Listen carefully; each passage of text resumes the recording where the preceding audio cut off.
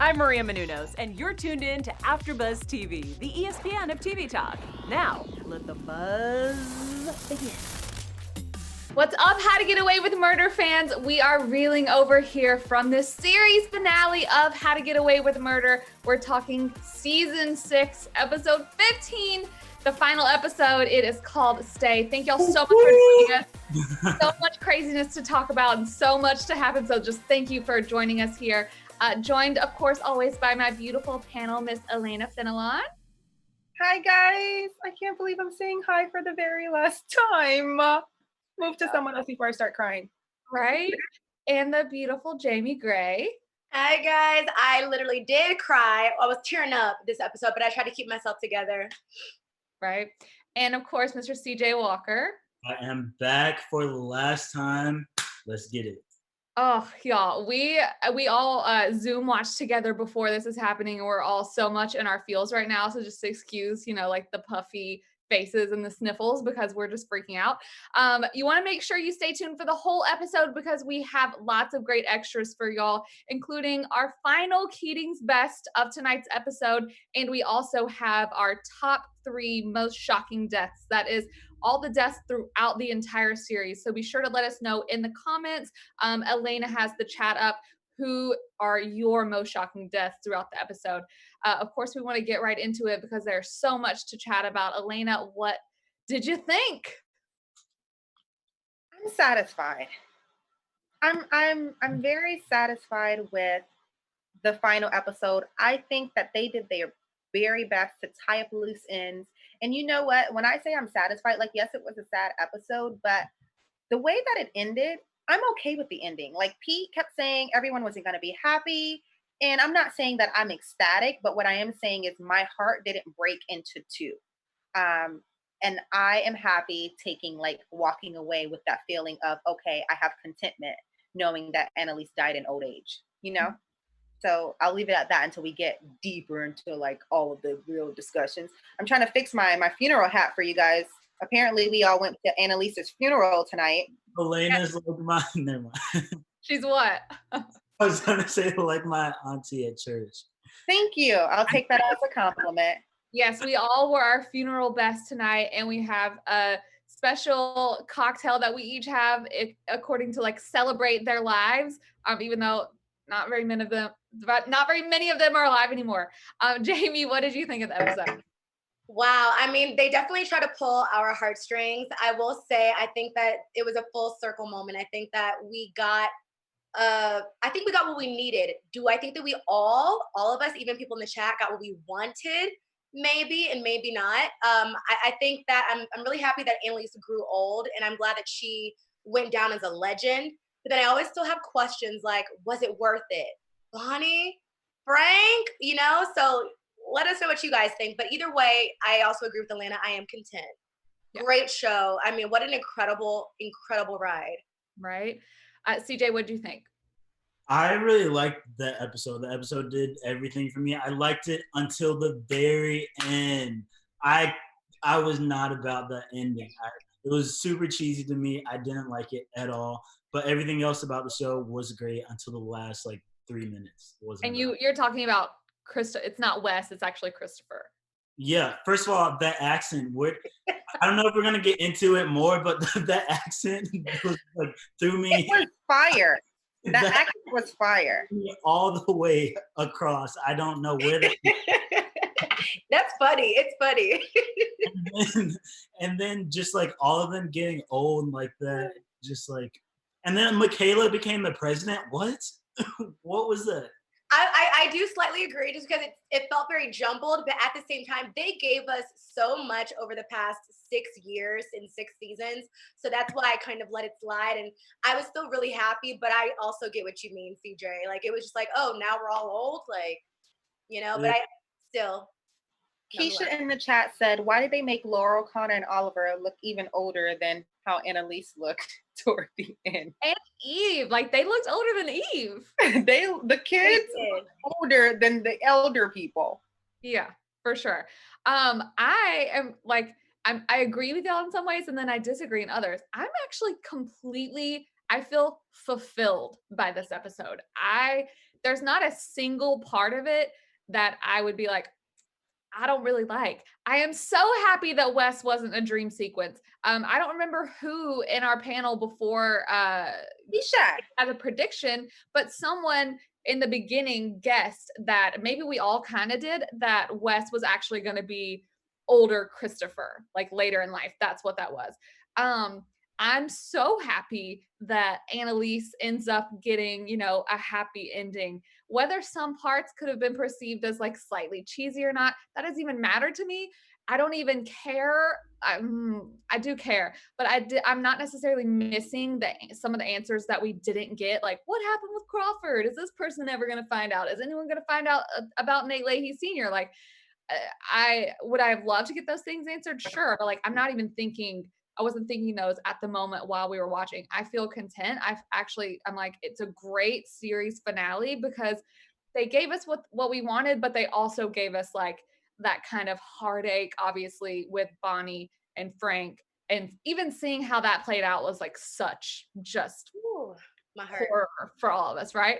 I want to start off really getting into it just kind of at the very beginning of the episode, where they're a few times throughout the episode, they're doing these flash forwards and flashbacks. So we start off with the gunshots. We obviously know what happens, but Elena, when we're hearing these gunshots at the beginning and you see Ophelia and Celestine, they're like, my baby, is that my baby? Did you think it was Annalise, or were you already kind of like thinking it was just going to be someone else? I refuse to believe that it was going to be Annalise. I'm not even going to lie to you. Yeah. When I heard the gunshots go off, and even with like the scenes and all of what was leading up to it, the Annalise funeral, like obviously we didn't know which time frame her funeral was going to be in. For some reason, my brain just would not allow me to connect Annalise being the one that was going to die. Like I just didn't believe that they would do me like that, and thank goodness I didn't believe it because they didn't do me like that. I don't know. I think I felt like it wouldn't have been in great fashion if Annalise had died. Like, yes, we would have been heartbroken, but truthfully, who's going to kill her? I know someone in the chat alluded earlier to the fact that they thought that Oliver was going to go back to the courthouse and kill her. But for me, I just never saw that being an outcome. I never saw that like happening. And I'm very happy that it wasn't her, because I think it would have left us with a bitter taste, and we would have felt like, I know a lot of us are feeling content. Some of us are, feeling fulfilled. I think we would have felt even more whole in the heart. Like we need another episode now, opposed to like being okay with it being done. Right. There was a lot of talk just on social media, Twitter, Instagram, everywhere about why this wasn't a 2-hour finale, because they did release several scenes throughout the week that were deleted scenes that could have been in the episode. A 2-hour episode would have been great, but also, it's just kind of how you're saying. I don't feel, I mean, I would have loved it, but like the killing of Annalise definitely would have been one of those, like, for me, Game of Thrones moments where I would have just been like, are you kidding me? I did think though, April, I thought that Tegan was going to be the one to get shot, because obviously they set it up and they had this press conference, right? And then Tegan just had this whole moment where she was like, Annalise, I love you. Like, obviously I'm not an actress, but she started going into her whole I love you Annalise part. And I thought that they may have set that up because they brought us into who and like Annalise and Tegan's relationship was going to be. And then I thought they were going to just kill Tegan off. Speaking of Tegan telling Annalise that she loved her, Jamie, I feel like we're all big Tegan fans, but you've been a major Tegan fan. Were you okay with Annalise's response and saying that she's not the one for her, or were you kind of disappointed by that? You know what? I don't blame her. I mean, Annalise, she is not in the position to receive right now. I mean, think about it. Even, I know we'll get to this eventually, but even when her mother and her sister came, it's like she was like, what are you doing here? She doesn't know if she can trust people. Last episode, she says, I don't trust you, in her head with the inner dialogue. And I feel like, part of me, even throughout the episode, I was still questioning Tegan just for a hot second, because there were some moments where they would pan the camera on Tegan. For instance, when Annalise was having her speech with the press, and Tegan, her face, as soon as they panned her face, I was suspicious. I don't know if anybody else was, but I was. It could be trust issues. And she almost looked sinister. It was like the squint in her eyes. And I was like, either she's going to jump in front of Annalise if she gets shot, or, she's going to get shot on accident. So, but also, we all kind of chuckled when Tegan professed her love for Annalise, and because it was like cute but funny, because it was just like, okay, like you really do love Annalise, so yeah. Right. It was good to like see that moment with her. It's kind of like Tegan's final little wrap up of being able to finally say what she's wanted to this whole time. So it was good on Tegan to do that, because she didn't have that much happening tonight other than that, and other than kind of helping her behind the scenes. Getting back to the beginning of the episode, it's actually the first I guess technically flashback, but it's only like 3 days that they do, where it's Bonnie and Annalise and Tegan talking. And they're kind of freaking out about what's going to happen because of Hannah being dead. Because, we know Annalise thought Hannah was the smoking gun. Obviously, throughout the episode, we see Frank talking to Floyd, this character. What was Floyd to Hannah? Do we know? He was like a lawyer or someone she worked with of some sort, correct? That's what it seemed like. Yeah. I don't So really. we see Frank communicating with him throughout this.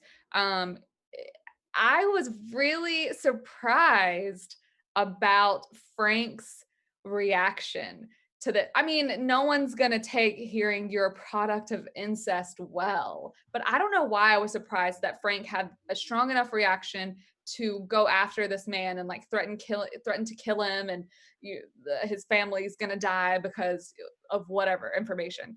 CJ, do you think that Frank was going through all of these motions with this character Floyd in order to kind of make things better for himself? Or do you think it ultimately was to help Annalise because he ends up getting that flash drive that has the conversation between Hannah and Xavier Castillo?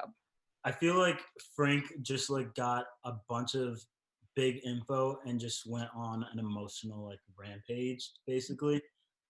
He's already like he kills people. He's already not stable in the mind anyway. So getting this like shocking information about his past. Did he even know like who his parents were before? Did he? We did. We've seen his parents before he introduced Laurel to his parents. He knew who his quote unquote parents were. Yeah. Yeah, well, yeah. I think he was just going on an emotional rampage and wasn't really like thinking how normal Frank would think. Yeah. But you know what? Like Frank, he thinks logically, but he also thinks on the fly. He does what he wants to do. So when he kind of rolled up on the guy, it was shocking. But when I think about it, it's like did he get to confront his mother? Did he get to confront Hannah? And then all of a sudden she's dead and he didn't do it. So, that's gonna make him even more angry, because now both of his parents are dead, his biological parents. He can't get answers. And I think as we see towards the end, he really wanted to pay his debt to Annalise. So I think that that was his motivation. I would like to officially clear, even though it's not 100% confirmed, obviously, Frank's name in the killing of Hannah Keating, because a lot of people in our comments last week, this is a big theory that Frank actually did kill her. Do what? Do we know who killed her though? Technically not. No. I mean, I'm gonna assume myself that it was the governor. But I think that he just wouldn't have done that without like us seeing him get answers from her, according to why she did this. What I wanted to say was that I feel like Frank's emotions tonight was very real for the first time. Like usually he's very crazy, he's off the deep end, he's doing these ridiculous things. But the way he kind of processed the information, knowing that Sam and Hannah was his parents, I think was very real and very normal. Like we needed to see him react in this way, in a very human way, to know he's not like some sociopath. But if you guys are tuning in, make sure you like the button. I know I see AfterBuzz in there. Like and subscribe, because we're gonna miss you guys so much. Yeah, we want to see all those 215 people in the chat like that. Put that thumbs up. Show us some love. For sure. Jamie, do you think that Frank, when he has this moment with Annalise later in the episode, which is one of my favorite parts of the episode actually, where he says he didn't kill Hannah, why would he do that? Because that would mess things up for Annalise. This is when he gives her the flash drive with the conversation, which ultimately does help her win. But he says, "You're it for me. You've always been it for me," meaning like as that kind of motherly figure. And then he also says the thing of, why, he's very emotional, and why did Sam never tell me? Why was he so cruel to me? He knew I was sick. And Annalise responds with something like, he made you feel that way because of how sick he was. Do you think that they were trying to make us think that Frank was actually sick because of being a product of incest, or do you think he had a different meaning by that of just being like emotional and because he has had these kind of anger issues his whole life? I think it's sick in all of he means sick in all of its forms. Sick as in he probably feels sick. I mean, he's killed how many of his siblings? You know, I mean, from Lila to Annalise's baby, and then we see him at the gravesite for baby Sam. He literally feels sick to his stomach about the life that he's lived. He's never really had true love, like that parental love, which is we always hear is unexplainable. And I just think it sucks. Annalise is all he's had. Bonnie is all he's had. And it's like, again, he wanted to pay his debt. And I think that I think that's what it was. And it was just really sad. And it made me realize that Frank has been so misunderstood. Like we thought it was just Bonnie, but it's like, Frank, you know, we kind of forgot about Frank because we just figured he does his thing. So my heart goes out to him. Right. Even just hearing the things that you say, it makes my heart hurt because I'm like, oh, we slept on Frank so many times. Or, you know, there was never a time where we kind of like hated on Frank very much because he really has come through for Annalise, especially in a lot of situations. But I think one of the best things he did, which could be easily overlooked tonight, is going to Gabriel and saying, you know, he brings out that suitcase back from season 1. It has $87,000 left in it. What, CJ? I really wanted him to tell Gabriel that they're brothers and see like what that scene would be like. I totally agree. We didn't. I mean, now that we look at it, I guess we didn't have time for it. But he kind of going to Gabriel. CJ, do you think this is him kind of doing a solid for his brother, even though he doesn't know, or do you think it was again to help Annalise? Low key, I think it was well, back to what I originally said, he's going on an emotional rampage. He's just doing things frantically. But yeah, I think he was trying to help Annalise. And I also low key think he was doing it to like help his brother out. Yeah, so but I really wish that whole thing we would have saw like more of that because I didn't even know that Gabriel was like gonna turn down like getting being a witness or something. I wish we would have like seen more of that. Do you think that Gabriel was actually ever going to testify against Annalise, or do you think it kind of Well, wasn't? did we know that he was going to testify? Because I don't remember seeing something about that. Technically not, but it was a lot of speculation. Of course, we see Tegan throughout the episode speculating about it. We don't ever see a deal actually being signed by him, but he did take the money. Elena, do you think he was actually going to testify? I think he would have if Frank didn't intervene. Like Gabriel had this.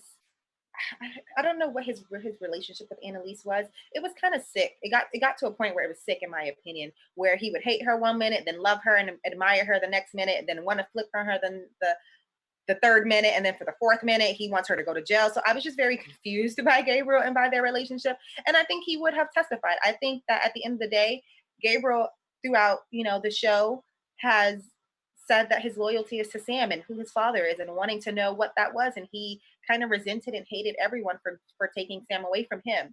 So I think that he would have testified, and I don't know, like, my thing with Gabriel is his knowledge is so limited, right? He came in at a certain point and he still doesn't even know everything. He just has these theories that he runs with. So what would that really have done? I guess the lies would have hurt Annalise. But I think if Frank didn't intervene, he for sure would have been on the stand. Yeah, for sure. Speaking of another kind of sick relationship, we see Jorge Castillo testifying tonight. His moment is kind of just blah. He's obviously testifying against Annalise. We see him later in the episode get stabbed. Why'd you say it like that? Stabbed. I'm just not that upset about it. It's not like I'm like, oh, Jorge got stabbed. It wasn't like tears. Jamie, do you think that this was what Laurel approached Tegan about earlier in the episode? Possibly, honestly, I hadn't thought about that, but now that you bring it up, yeah, I could see that. And it's like, yo, Laurel, did you have your dad killed? Like, that family's crazy. So I wouldn't be surprised because even only thing is because you guys know how I feel about Laurel, but at the same time, she did pull through again. Yeah. But even when Frank, her ex, who she was in love with, got shot, her reaction was scared, but I would have thought she would have been a little bit more hysterical. Maybe that's just me. But it's like even when she stared, like with the first stare, it just seemed kind of stoic. And then she got in the car. She's like, "Okay, drive." Like I don't know what you guys think, but I would have been more What are you hysterical. laughing Like at, CJ? expletives, all of that. Yeah. What are you laughing at, CJ? No, I thought that was funny when she was like, "All right, drive." Oh, got it. I think it definitely was because, or what they kind of came up with because of what Laurel was saying to baby Christopher before she actually got in the car. She's literally saying to him, like, we don't ever have to put up with boogeymen anymore. No one's ever going to bother us. Who's the only person left to bother them? Jorge. And Tegan, I mean, this isn't a moment where she would have known that Jorge was just uh murdered, but she, they panned to her face looking kind of like jolly and like she just did something good. Also, Laurel offered her property worth millions of dollars, so let's be real, she was just turned down by Annalise. Maybe she would take it. And it wasn't confirmed. I know Jordan Jackson just asked us in the chat room. It wasn't confirmed that Jorge killed Laura's mom, but she basically clarified for us tonight. Like we always wondered who killed, who killed her, who chopped her head off, and Laurel basically insinuated that it was her dad. So I think in retaliation, and I'm using the word retaliation very loosely, I think her and Tegan did set up Jorge to be murdered so that Laurel could live, freely and not have to constantly look over her shoulder. And it could have been that it took place after the testimony where Tegan kind of pulled the trigger, because in Jorge's testimony, and maybe this is the thing with that we should pay the most attention to, is that he kind of threw it back on Annalise and Tegan. He's like, the only reason I'm here is because of these two liars, or whatever he said. I don't know. So it could be because of that. But bye, Jorge. We're probably not going to miss you, I would say. I think I smiled when he got stabbed, y'all, and that sounds really sick. It's sick of me to say that. No, Megan Thee Stallion, y'all are savage. It's really not funny, but he was dying, and I was like, good for you, because you had a chance to redeem yourself and actually show character and be a good person, and you didn't do that. So bye. That's how I was just like, bye. Right. Before we move on to the next part of the trial and also our Keating 5, Jamie has a special message for all of you. Yes. Okay. By now, you guys are used to this message. We just have to give you our utmost thanks. You guys have been the Keating's best. You guys have supported us for years, and we are going to miss you guys dearly. Please continue watching because, of course, this episode was crazy, but we will have our social media so you guys can keep up with us after this is all over. And, of course, support AfterBuzz. We're going to have, of course, more after shows. There are going to be other shows that we're going to love and that you probably are going to want to watch reviews on. So subscribe, like, comment, and we see you guys in the live chat. We'll definitely shout you out. But we just want to say thank you, and we hope to see you guys in another time. Absolutely. It's so crazy. I know we've said it a million times, but to think that this is the series finale, it's 6 years of our lives. More than that, technically, when you think of how a TV show works. So it's so crazy. DJ, how old were you 6 years ago too? No, she didn't. Okay, I want to talk about Connor, Michaela, and Oliver next, because Connor seems to have somewhat of like a I don't know. He changes his mind about everything. He says that they all should go to jail. They should admit their innocence, because at this point he's still thinking that Annalise, is not going to win, that she doesn't have a smoking gun. He should never underestimate her, but whatever. He goes through this moment of telling, Oliver says, I'll divorce you if you do that. Michaela just seems kind of lackadaisical, and she says, she doesn't want to get in trouble. Why? Because she's been through all of this stuff in her life. CJ, you big Michaela's #1 fan. Do you think do you think it was right of Connor to say we should tell the truth, or do you think they should have just kept the deal? Because we obviously see what happens to him in the end. Well, you said who's number one fan? Oh, I just said Michaela, because we're talking about Connor and Michaela right now. So I said, do you think it was right of Connor to kind of change his mind and say, like, we should go through this and say, you know, she's innocent and these are the things that actually happened? Or do you think he should have just kept to his deal? I think that Connor, I mean, it's better late than never. Honestly, that's what I always say. But if he wanted to tell the truth, he should have told the truth in the beginning. That's it. He deserved to go to jail. Michaela should have went to jail with him, but he deserved to go to jail. Elena, were you kind of surprised at how Michaela seemed very lackadaisical about the whole thing? Or did you think it was like typical Michaela? I don't know if you saw me, but I'm stressed out at the fact that we're talking about them. Like I love these kids, right? We grew up with them for the past 6 years, and the show wouldn't be anything without them. But when I tell you that I was so over them this episode, I was done. I was done with them. Michaela's reaction, like first of all, for the past few episodes, she's been cutthroat. Like even when Laurel came back, like she was talking about how like she's really, you know, the queen bee and she doesn't care about anybody's feelings. And then Connor gets pulled away from jail and she ugly face crying. Like, what you crying for? You literally did not care about him when you were negotiating your own deal. So why are you trying to like for me, Michaela just doesn't, she's not consistent. You're either going to be down for your friends, loyal for your friends. And when you fight for a deal for yourself, you're going to fight for the deal for your friends, or you're going to be cutthroat. And if you're going to be cutthroat, then there's no sense of crying like that. And then try to call Laurel. And when you find out the numbers disconnected, you break down much more. What did you think? That you were not going to end up alone, especially gyrating the way that you've been gyrating, and then like bringing it back to Connor and Oliver. Honestly, I wouldn't have been mad if Oliver was the one who accidentally got shot. Like he was just so annoying to me. And then to give Connor the ultimatum of divorce me or like whatever, Oliver, who the hell do you think you are going behind Connor's back and trying to testify against Annalise, and you were gonna lie? That's not even in your DNA. It's not who you are. So I'm just kind of over all of them. And for the first time, I guess I will say, which is so interesting that this is the final show and I'm saying this, I was a fan of Connor tonight.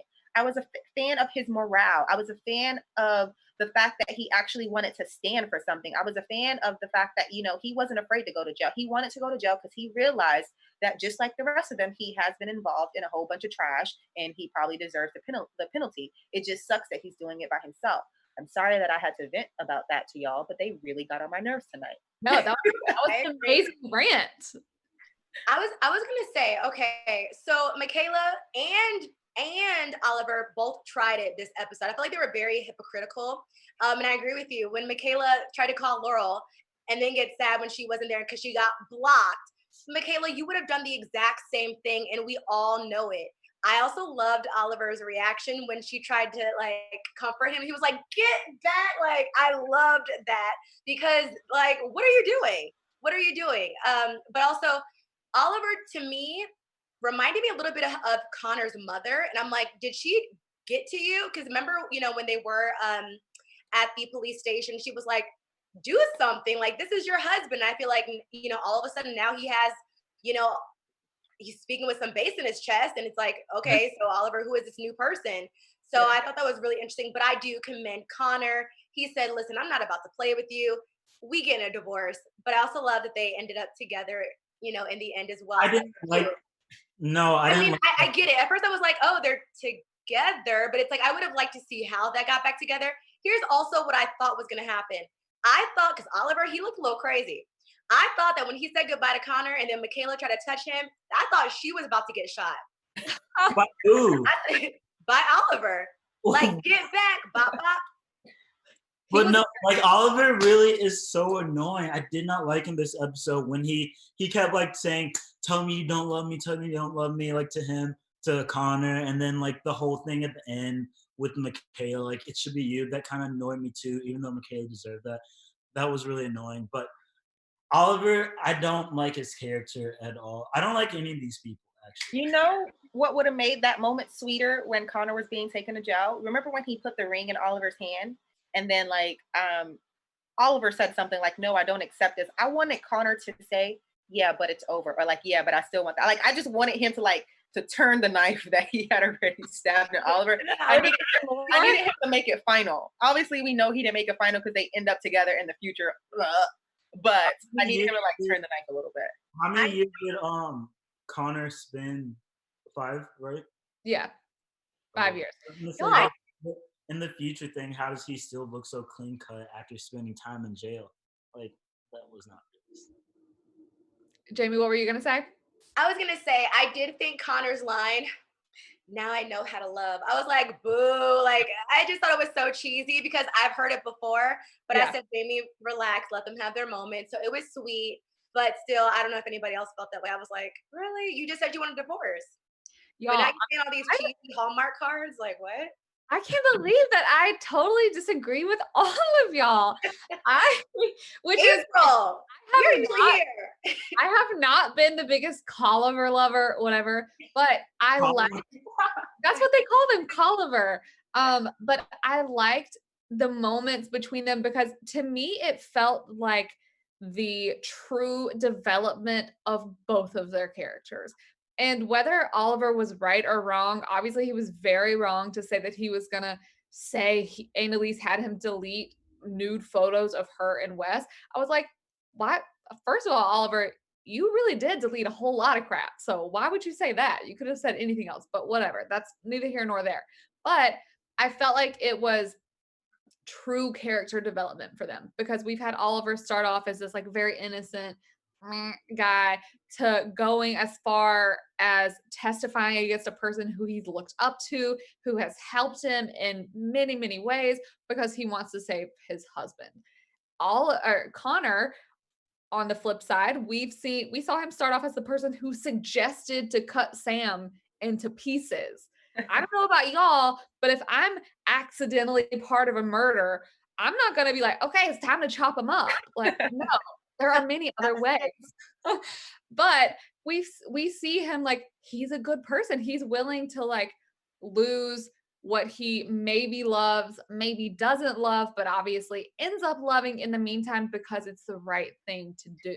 So when I actually really liked it. When I did the thumbs down, it was to the relationship, like Connor and Oliver. But what I will say is when it comes to character development individually, for Oliver, I can agree with you.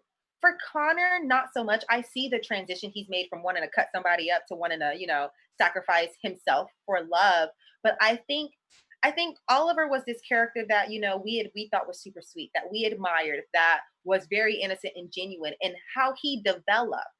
So I agree that he developed in a way, but how he developed, I just did not become a fan of. Yeah, that makes sense.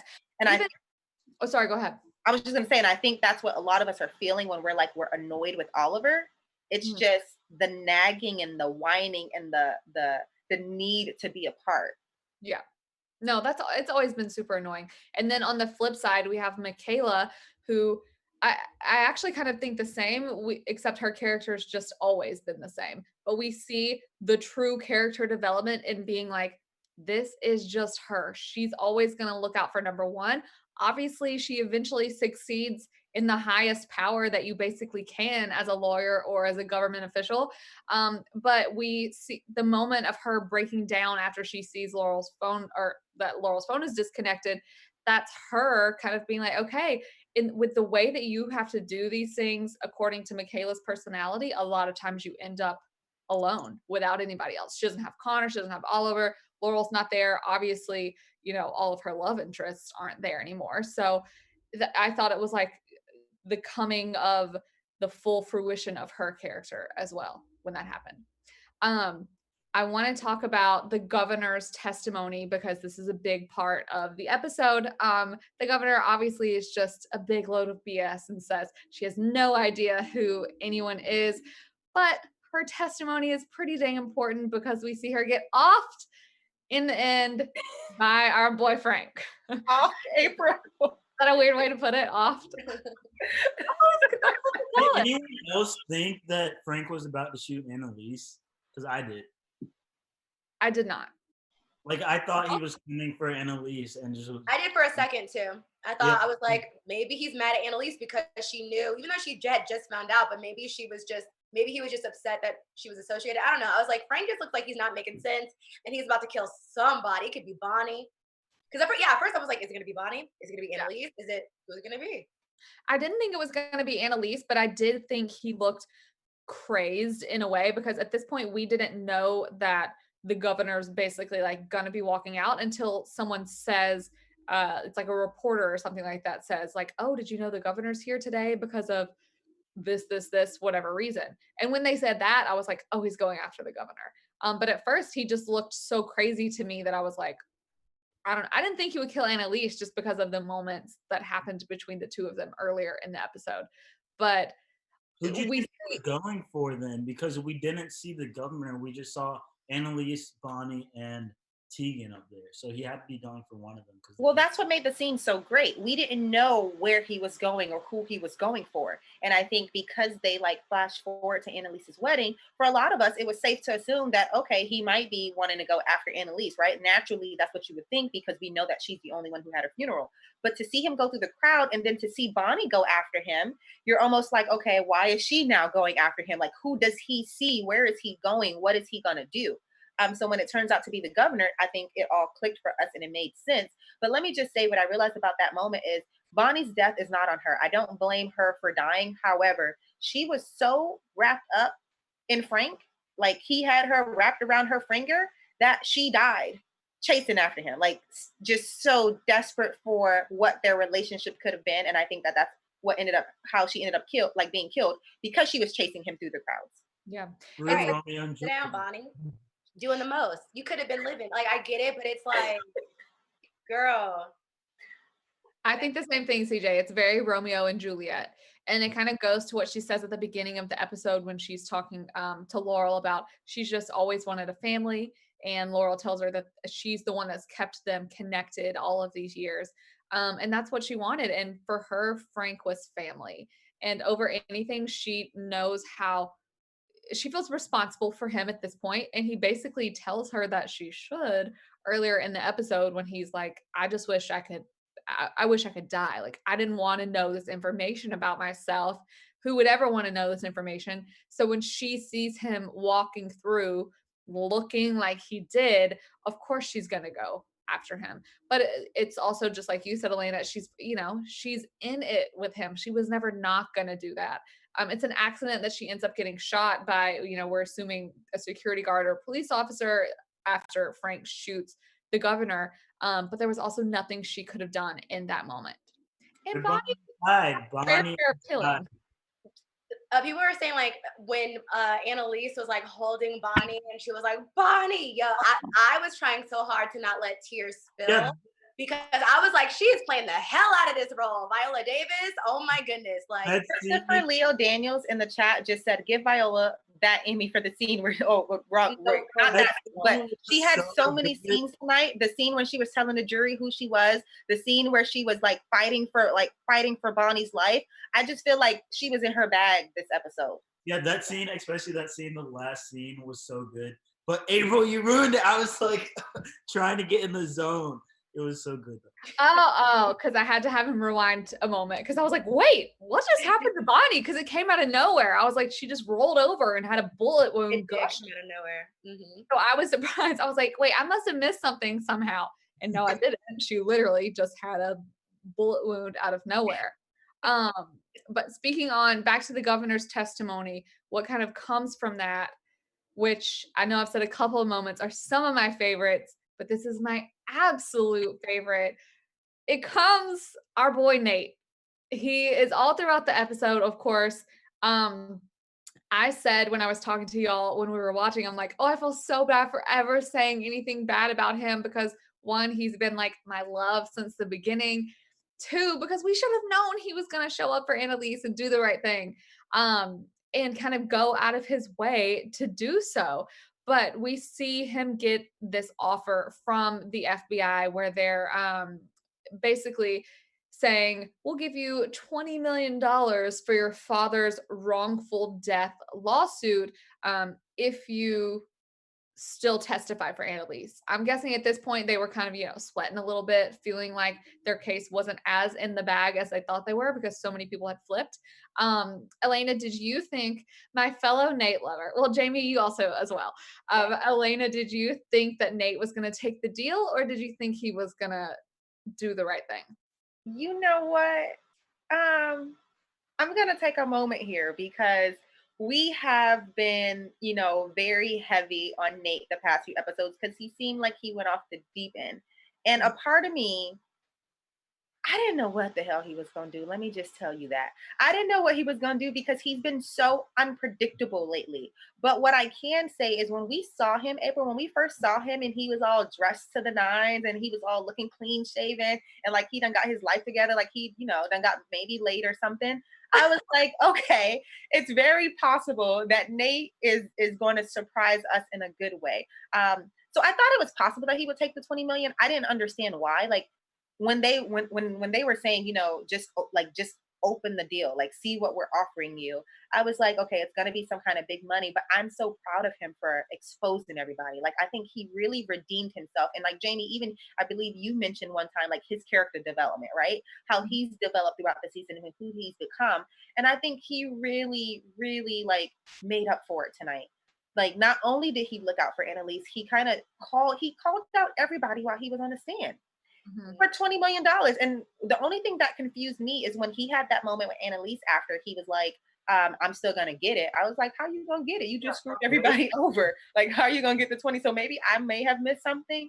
But it was up in the air for me. And I'm happy that he did not take the initial deal that they were offering. Yeah.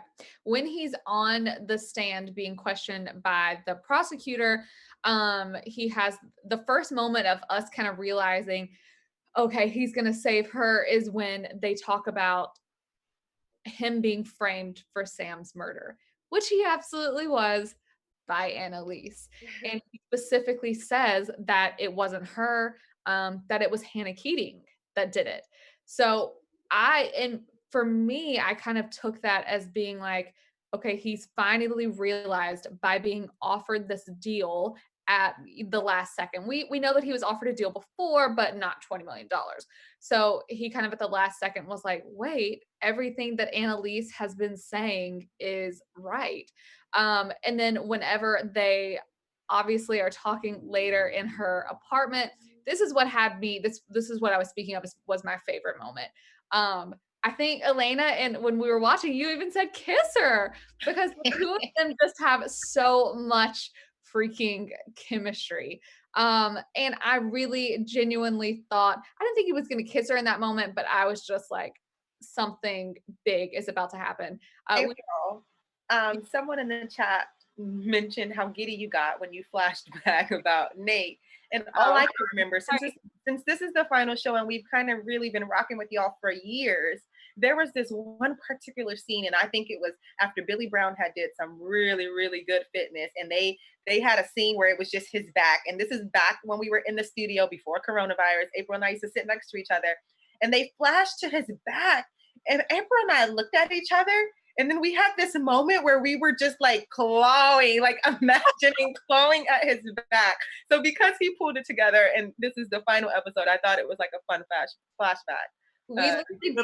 We have like over 300 people in there. That's so awesome. If you we love you guys. Give us a like on this video. It would help out. As much as we like Nate's back, please like our videos. Subscribe. We love you more. Exactly. It literally became a joke between us. We talked about his back a lot, which was hilarious. But we see, so Nate gives Annalise Wes's confession. There's multiple times throughout the episode where they talk about this, surprise witness, which I would conclude, even though it's never said for sure, was Wes, because of this, or Wes's confession. We know right before his death, he wrote some sort of confession, not necessarily outing everyone on everything, but kind of. And Nate says he found it on Xavier, after he killed him and stuff like that. Jamie, did you think that this was kind of going to be the saving grace in their relationship and in the trial? Or do you still think there could have potentially been a different, like, special surprise witness? I mean, part of me did, but like, okay, with Annalise even questioning it, like 20 million, what'd you give that up for? I did love how he was like, oh, I'm gonna still get it. I did love that. I love how his character has developed. I don't know. I don't think I still saw any type of relationship for them because I figured if Annalise did get off, she would just kind of get out of town. I didn't expect her to stay in and, you know, and have any type of relationships with anybody, to Mhm. be honest. But I will say Nate really took one for the team. And at first, when he was confessing his love for Annalise, I was like, really?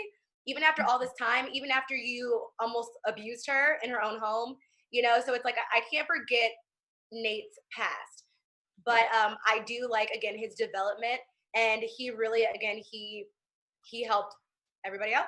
Well, really, He had one good moment, and y'all are saying this is a whole new man. Like, no, I No. literally just One said good I moment? literally brought up his past.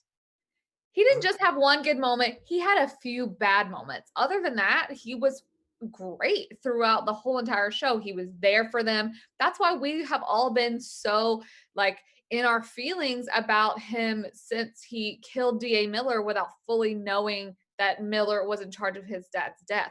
That was a turning point for Nate. We all were like, no, don't turn into this person that is just the angry man who does all of this stuff. Like, be the Nate that we know that you are. He has had more good moments than he has bad moments. So that's why for me anyway, it was good to kind of see him maybe not be like fully redeemed because like you mentioned, Jamie, he has done some very messed up stuff.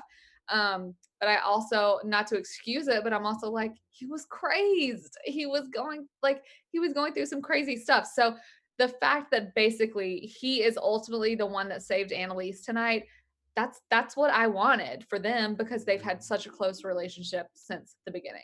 I don't know Um, about that though. I don't know if that testimony was that strong.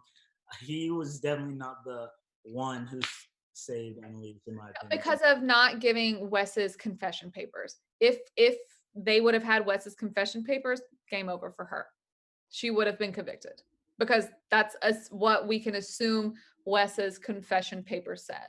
So that's why I say he was the one that was kind of ultimately in charge. But who do you think was the one that really saved her? Herself? I mean, yeah, she played those people. She played her cards right. She and then I mean everyone collectively kind of saved her because actually no, Laurel. I think Laurel. That's what I think. She saved her.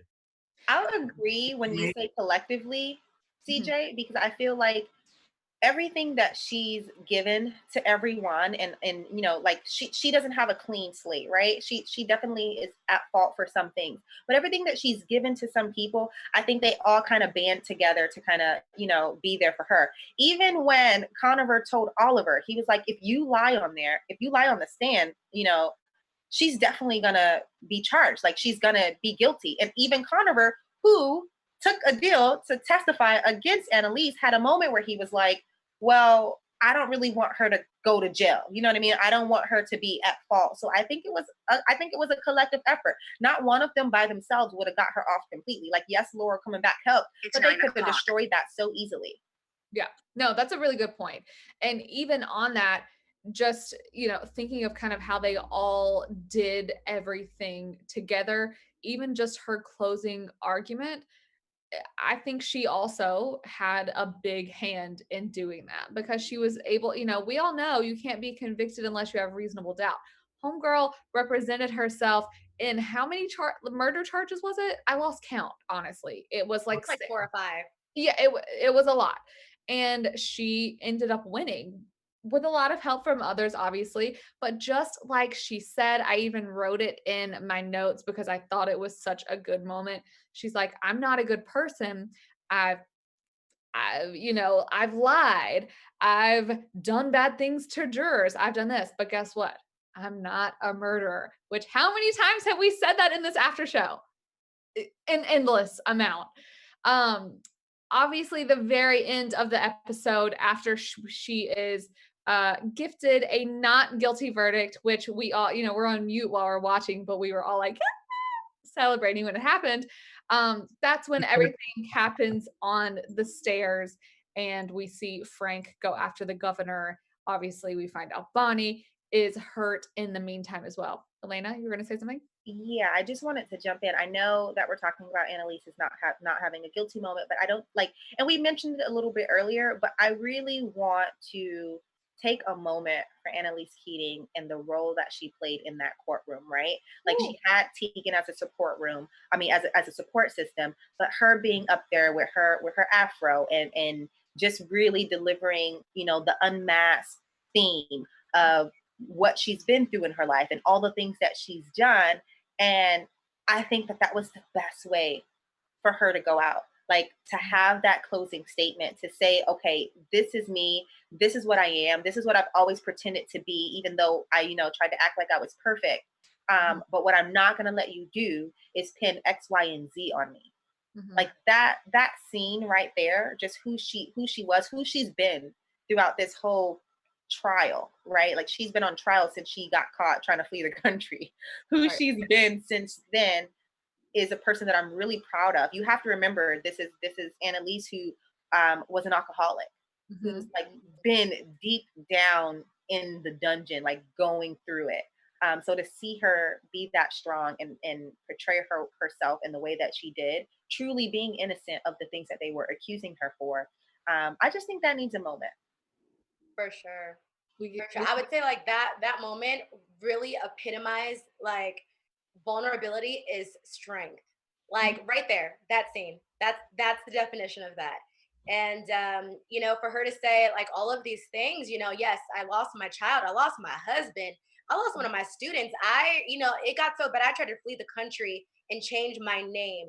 And so I've done a lot of things, I've seen a lot of things, and yet I'm at your mercy. I'm at, this is all on you. My life is in your hands, So I think she just really wanted to be seen. And wow, like she killed it. She has to get an Emmy. And you know what, honestly, when she gets that Emmy, I'm excited for her speech because Viola Davis gives a great award-winning speech that just makes you cry. So I'm ready for it. 2021, let's go. y'all know that I am always here for these moments that kind of take us back. And for me, the moment, it took me back to season 1. It's happened multiple times throughout the whole series, but when she specifically talks about taking the wig off, one of the most powerful scenes in the first season was when she takes her wig off that first time after she discovers everything is happening with Sam. So that moment, and then her talking about how that was kind of fake for her and how she wasn't doing that today, that right there, just like you said, is Emmy worthy, not just for her, but for the writing. The fact that you're going to kind of like bring us back to those moments, or at least for me anyway, is huge because it's difficult to do that and to remember every single thing you've written over 6 seasons. I do want to talk about the end with this whole scene with baby Christopher is now a professor. CJ, you need to hush it because this is a good moment. No, I'm kidding. He's now a professor at Middleton. Obviously, this huge funeral scene that we saw at the beginning was her funeral, but it was in the future, which I think one of us guessed at some point. And it was baby Christopher, not Wes. A lot of people guessed that it was the dream sequence. Like I said, I'm so happy that it wasn't.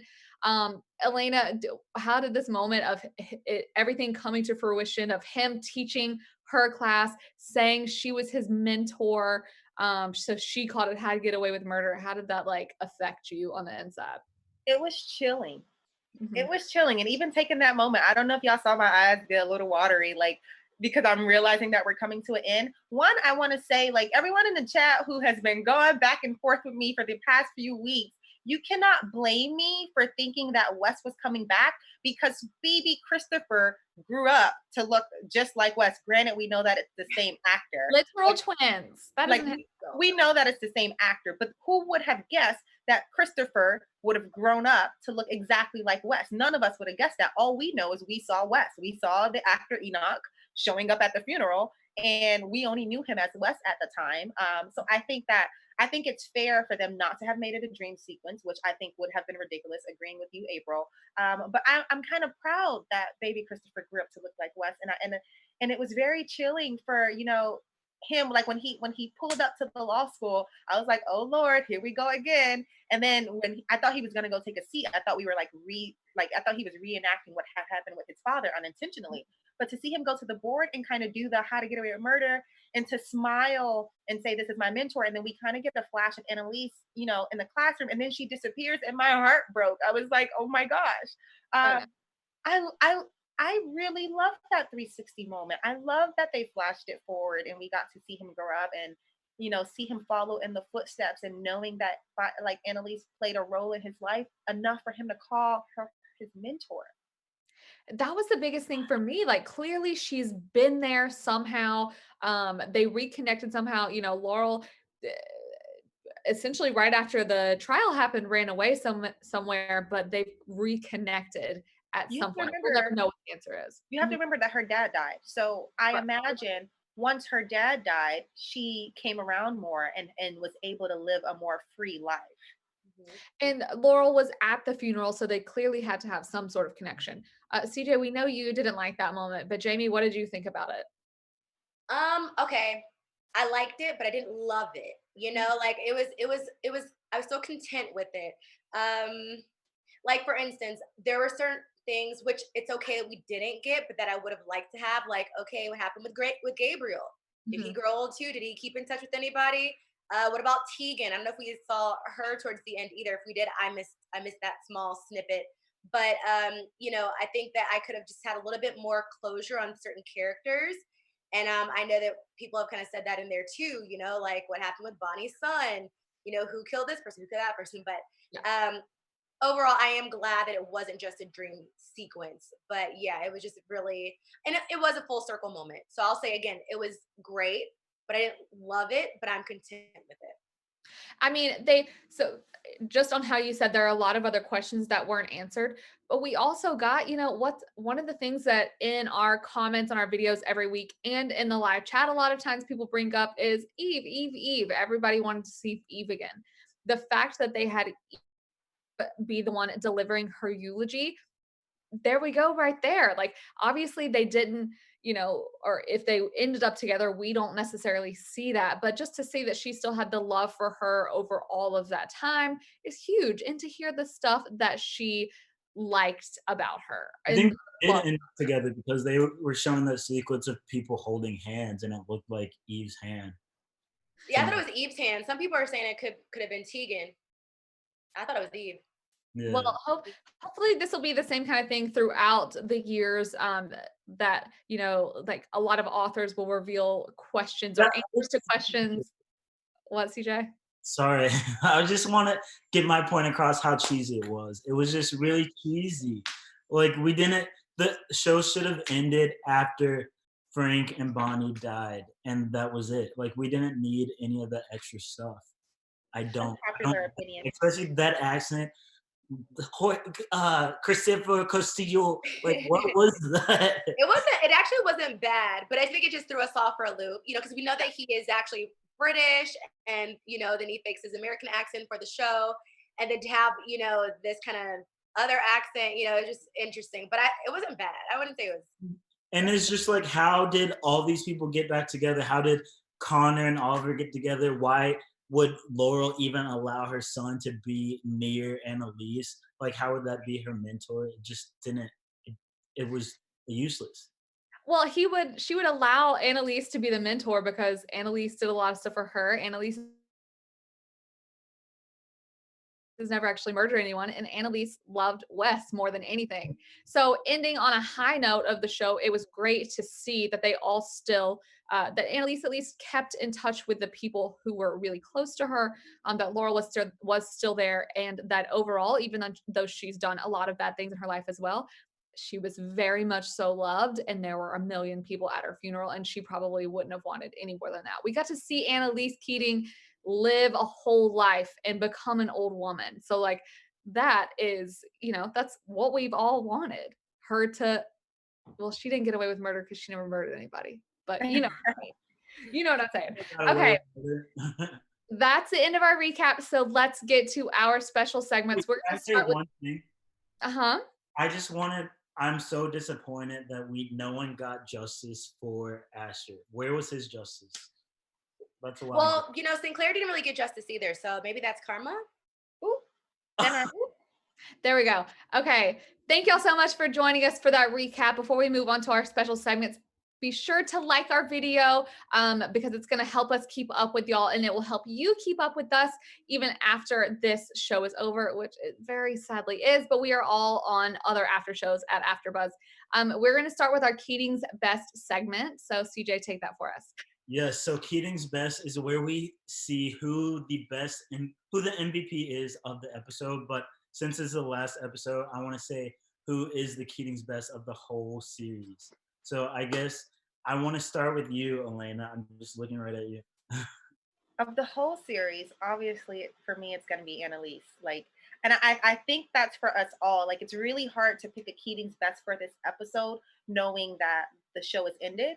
Hell, I'll even say Shonda Rhimes because for Thursdays, and I mean Pete.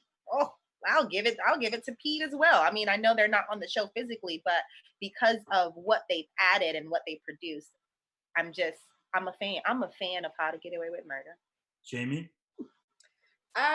Okay. Can I do for episode and show? I don't know. I might just do just for episode. For this episode, it's gonna go to Frank because Frank said, "I don't have time for these problems." I don't even know if he probably knew he was gonna get shot and killed. He probably didn't expect for it to be Bonnie, but I just think that he was like, you know what? I don't have time for them to keep going through hell with the governor, so she gotta go, and he did what he had to do. So thank you, Frank. And also he got the USB with the recording. So he really helped everybody out. Frank always comes through. So rest in peace. And for the series, I don't want to be, I feel like it's just so typical to give it to Annalise, but you know what? I mean, who else? Annalise damn Keating. Man, and she lived a life, a sad life, but you know what? She's a legend. Absolutely. Cool. I'm going to give my Keating's Best for the episode to Nate because we all have predicted that he was kind of going to go the other way because Annalise has done some messed up stuff for him. But I feel like he finally realized that she helped him in all of these ways, specifically with his dad. And he ended up helping her case a lot. For the series, of course, I totally agree with y'all. It's Annalise. She's done the most for all of these kids that she did kind of know before. She, like we know she had her ways, but ultimately she didn't know them personally, and she went out of her way to protect them, even if it meant sometimes taking other people down that she really loved. So yeah, absolutely, it's Annalise. Yeah, my Keating's Best of tonight and of all time is Annalise. She was her own savior. She was their savior for the whole series. So yeah, let us know who your Keating's Best is in the comments below, and we'd love to chat it out with you guys. For sure. And now we are going to do our top 3 most shocking deaths of the entire series. Elena's going to have it for us. We're going to go 3 to 1, 1 being the most shocking. So for our top 3 deaths of the show, we're going to give number 3 to Agent Miller. And I know that may be a surprise because there were so many phenomenal deaths, but to have to narrow it down to 3 was really hard. And the reason we're giving it to Agent Miller is because we really didn't see Nate going off the deep end and kind of strangling him the way that he did at the wedding. And to see him and Bonnie have that bond was just, it was new, it was fresh. And I think we had a lot of questions about him, but when he died, it was like oh my gosh, I didn't see that coming kind of thing. So we're going to give him our number 3 spot. Moving to number 2, which is very new, very fresh, has to be Frank and Bonnie, because I don't think either of us would have guessed that the 2 of them would have died at the same time, or that they would have died tonight. I think our minds were going in so many different directions. We were looking at the people who were, up against Annalise or the Castillos or whoever, but we never really looked at them. We didn't think that it was going to roll, please. It has to go to Mr. Wes Gibbons, because we loved him so much and they took him away from us so early. And I think all of you would agree that we've held on to the fact that we might see him again or that he was coming back. And that's how much we loved Wes on the show. So for him to be taken away from us so early, it was a shock. And wow, and ouch. And then they replaced him with Gabriel. What? Anyway. First of all, Elena, you were here for that at the beginning. You're like, they didn't replace him. You were here for Gabriel. Now you're like, nah, he's from the streets. It's neither here nor there, but Wes is our number one most shocking death of this series. Let us know who you think the most shocking deaths were. I know we had a lot of good ones. We kept throwing out so many people that we didn't see coming. Emily St. Clair being one of them, the one that Asher killed, that was brought up earlier. We didn't think that he would do that. So let us know in the chat room what you think. Yes. Well, that is it for our after show. Ooh, and my heart just like cringed when I said that because it's the last one for us, but we are all a part of this AfterBuzz family, as are you. So you will be able to find us at AfterBuzz TV and keep up with us anywhere. Until then, I'm April Wissenhant. Y'all can find me everywhere at April Wissenhant. What about you, Elena? You guys can follow me on all social. Wow, did y'all hear that like crap? I'm so sad to be ending the show, but you can follow me on all social platforms at hey_it's_lay. That's HAY_ITSLAY. I do respond. I do tweet back. I respond to DMs. So I want us to keep this how to get away with murder bond going. Jamie?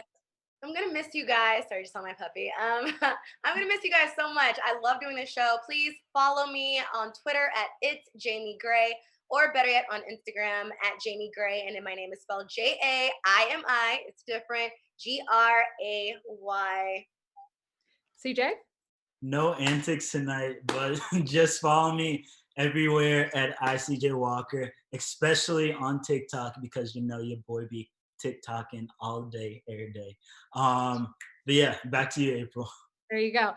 Just like I said, you can follow us all everywhere at AfterBuzz TV. We're talking about Facebook, Instagram, Twitter.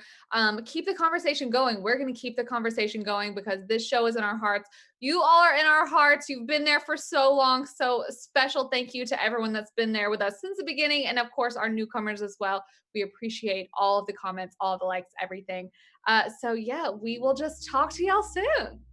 Don't forget to like and subscribe if you haven't already. If you rewatch the broadcast or even when the live chat is over, please leave us a comment because we respond to those as well. And we'll see you guys on the internet. Leave nice comments, guys. See you. Bye. Our founder, Kevin Undergaro, and me, Maria Menounos, would like to thank you for tuning in to AfterBuzz TV. Remember, we're not just the first, we're the biggest in the world, and we're the only destination for all your favorite TV shows. Whatever you crave, we've got it. So go to AfterBuzzTV.com and check out our lineup. Buzz you later. The views expressed herein are those of the hosts only and do not necessarily reflect the views of AfterBuzz TV or its owners or principals.